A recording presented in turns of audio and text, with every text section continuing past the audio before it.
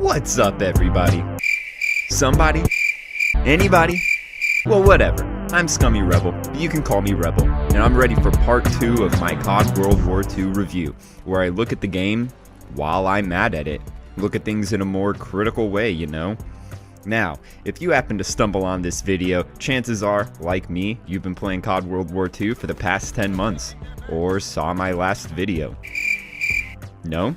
Well, anyways, I do have some gripes with this game, and in some areas I really feel that Sledgehammer messed up. You done messed up, Aaron! It had unarguably the worst launch of a modern COD title since, well, ever. Downed servers, low map count, multiple features that were intended for the game and didn't arrive for months till after launch. The game we have now is acceptable, and I do enjoy it, mostly. But it took too long to become what it is, and many people stopped playing because of that. Not to mention competing at the same time with the new Fortnite. Now, this is Sledgehammer's second main entry into the series. After having the first game with the controversial advanced movements, they happen to be the ones who gave the COD fans the boots on the ground basis that they wanted. They also decided to go in the past 100% for the first time since Black Ops. But boy, did the game just seem like a generic World War II game.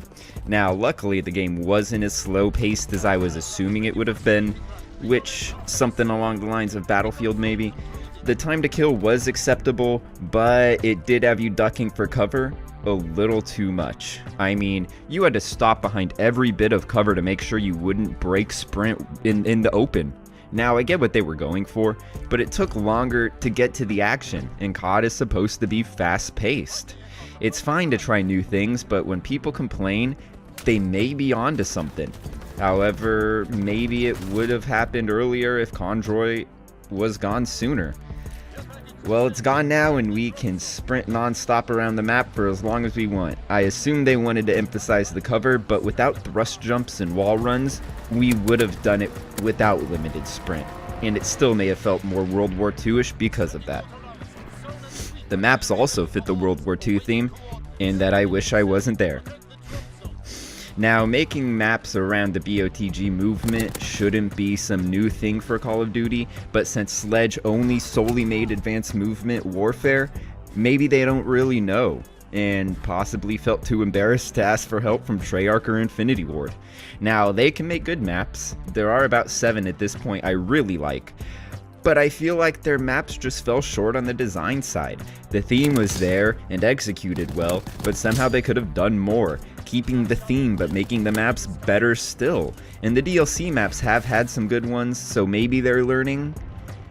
But overall, the maps feel like they were designed around BOTG. All are pretty World War II feeling, but most don't get me too excited. And a good World War II game has to have levels that excite. A good Call of Duty has to have levels that excite. And the fact that the colors in the game are so damn lackluster may have something to do with that.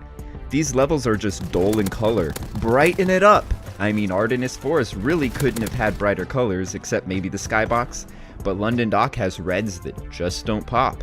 Gibraltar had blues that just weren't vibrant. And Saint-Marie-du-Mont had buildings that had, well, you get where I'm going with this. I could play almost any level and just not care too much about the scenery at all. They give a sandbox, which I hope stays once Days of Summer ends, but I really enjoy that level.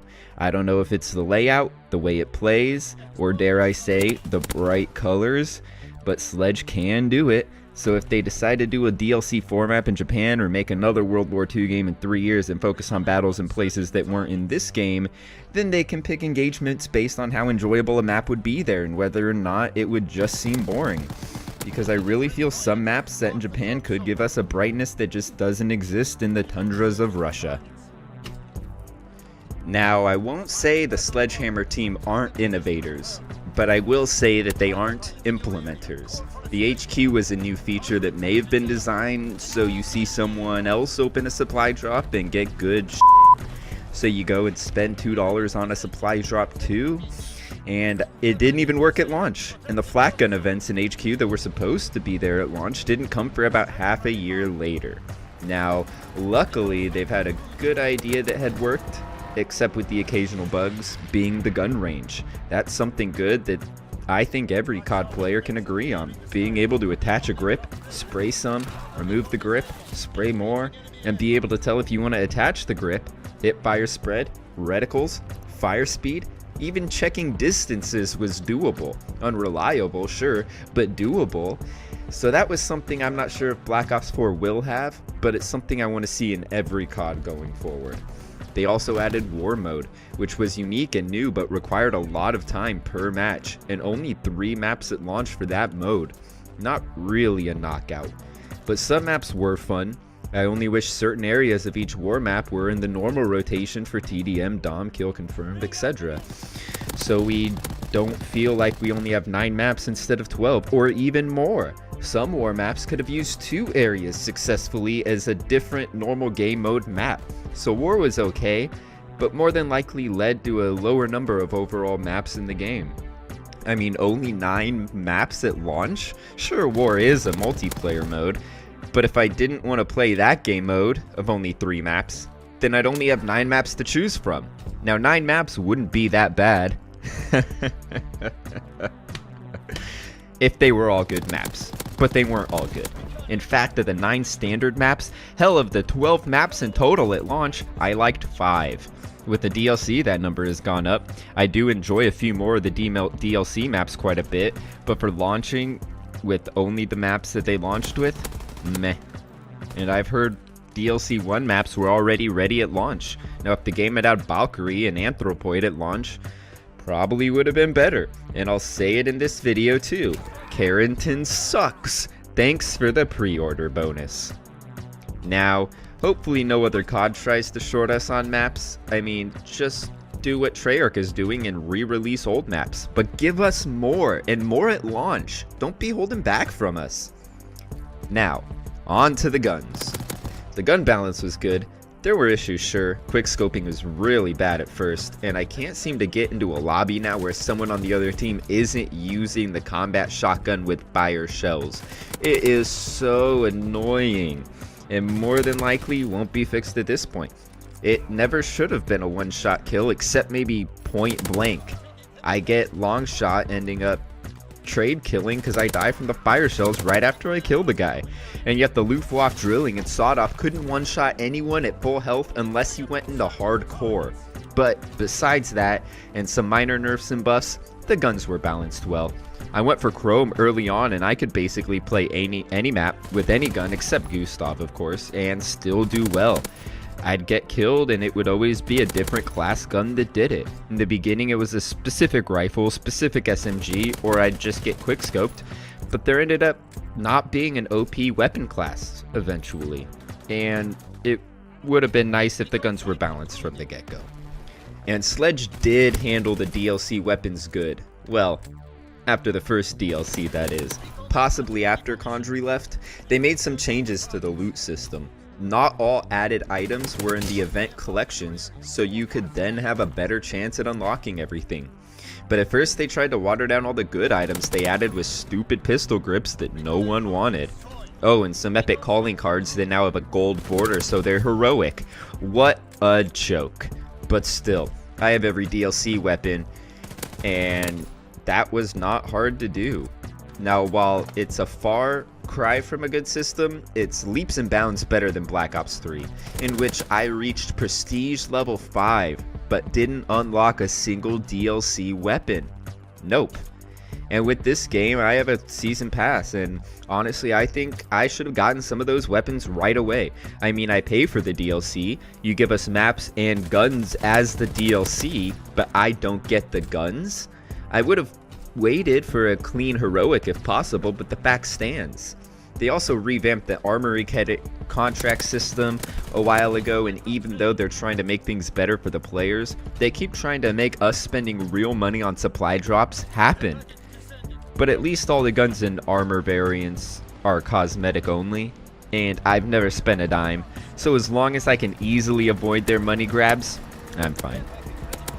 Then there was the Division debacle. Every primary weapon class's weapons had attachments locked behind their corresponding division, really narrowing the customization factor in that create a class system. Luckily, that changed, as most things did from launch, when they added Resistance Division. It allowed a bayonet on a rifle in any class, a suppressor on an SMG in any class. The bipod on LMGs became standard, and even Resistance's own tactical knife became a pistol attachment shortly after. All of that was good, but it did show that Sledgehammer didn't know what they were really doing in the beginning. They tried, and they didn't flat out fail, but they did manage to fail in multiple regards. And even after fixing their mistakes, they gave us Cavalry Division. Now, maybe it's been around for a while on the draft board, and I'm not against the idea of a shield per se, but they learned a lot not to lock attachments behind divisions, while they gave us an attachment locked behind a division. And then they decided to throw a shield into the works. Weird choice. Then some other things that have bothered me at some point. I do have occasional hit detection or latency issues. I mean, I got one shot with an Orso the other day. No prior damage, no tactical damage. Even watched the kill cam and boom, died on the first bullet. So that's an issue I still see. I mean, it's only gotten better with each sequential COD, but still, it's super annoying. Another super annoying thing is the lobbies. More specifically, things such as selecting a game type and having it throw you into a map you don't want without a way to back out first. Or backing out of a lobby only to re-enter the same sweaty lobby you just left. But mainly the level selecting. Because I'm tired of always joining Gustav halfway through only to back out and join USS Texas. So I try War and only get Operation Breakout. It gets pretty annoying. So, all in all, is COD World War II the horrible game many YouTubers claimed in November? It was, in November, but it's decent now. A little too late, but it's decent. It did slowly climb up the ladder to a good game, but it launched in shambles and couldn't keep a lot of people's attention. This game never could have beat Black Ops 1 or 2, or even Modern Warfare 1 or 2, but at the end of its life, it was better than some of the other CODs out there. And it's debatably better than Black Ops 3, so right around the good side, but had it not been fixed, it would have been on the bad side. And also, just remember what the fears of this game were, and relate them to the fears of other games, Black Ops 4 and other past titles. The advanced movement had a lot of people worrying. They went boots on the ground, but people feared other things. No one feared World War II as a .5 game, but they think Black Ops 4 is. And who knows, in 3 years maybe we will be saying that about Sledgehammer's next game. Every COD will give us fears, or changes of things we don't want. But when you complain that Black Ops 4 is a copy-paste game, don't take it for granted that World War II was not a copy-paste game. Well, as far as CODs go. I mean, give credit where credit is due. Don't just complain about everything while never letting them know what they do good. Sure, they released an unfinished game, but they stood by their product and kept up with the updates and crucial changes that the game needed. It would have been better for everyone if the game launched like it is now. That fact makes me less excited about Sledgehammer's plans in 2020. If they do something completely different, we may have to slowly work up to acceptable. Again. However, they could keep working on divisions and war mode and give us something solid built off of that. It's up to them. And it seems like they learn from their mistakes. And without Condry, maybe the next SHG title will turn out better than this one.